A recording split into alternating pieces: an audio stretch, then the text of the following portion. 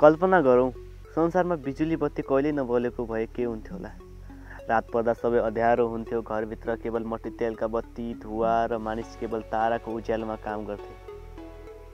तर त्यही अँध्यारोलाई उज्यालोमा परिवर्तित गर्ने एउटा महान व्यक्तिको जन्म भयो, जो पागल जस्तै प्रयोग गर्थ्यो, असफलतालाई खेल ठान्थ्यो र संसारलाई उज्यालो उपहार दियो। ऊ हो Thomas Alva Edison. Thomas Alva एडिसनको जन्म सन् 1847 फेब्रुअरी 11 मा अमेरिकाको ओहायो राज्यको मिलान नामक सानो गाउँमा भएको थियो। उनका बुवा स्यामुअल एडिसन सामान्य व्यवसायी थिए र उनकी आमा न्यान्सी एडिसन शिक्षिका थिइन्। उनको परिवार आर्थिक रूपमा गरिब थियो, त्यसैले उनको बाल्यकाल असाधारण तरिकाबाट बितेको थियो। उनी बाल्यकालदेखि नै जिज्ञासु थिए तर पढाइमा कमजोर नै थिए।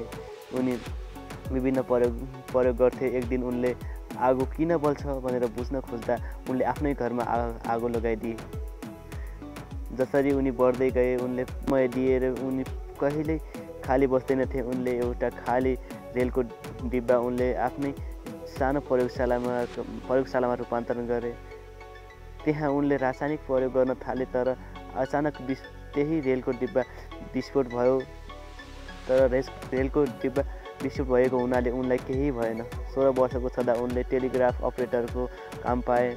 उनले त्यसको बारेमा अध्ययन गर्दा गर्दै टेलिग्राफ मेसिन नै आविष्कार गरे। यो आविष्कारबाट उनलाई धनराशि त केही मिलेन, तैपनि उनलाई आत्मविश्वास मिल्यो।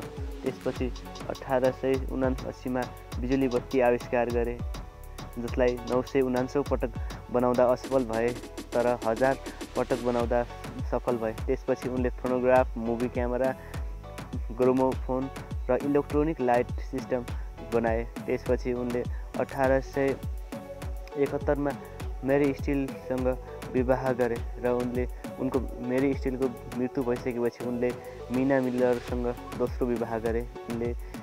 उनले हामीलाई हजारौं चिजहरू दिए। मानिस उनलाई पागल भन्थे, तर उनी पागल चाहिँ थिएनन्।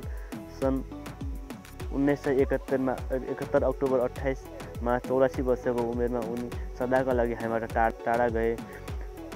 उनी टाढा गए पनि हामीमाझ अमर छन्। उनीबाट सफलता भाग्यले होइन, निरन्तर प्रयासले आउँछ भन्ने सिक दिए। उनले हरेक असफलतालाई सफल बनाए। के तपाईँ कुनै कुरामा हार मान्नुहुन्छ वा विभिन्न परीक्षामा पास हुनुहुन्न भने उहाँले नै सम्झिनुहोस्, पक्कै पनि सफलता मिल्नेछ। जाँदा यस च्यानललाई सब्स्क्राइब गर्न नभुल्नुहोला। हवस् त, नमस्कार।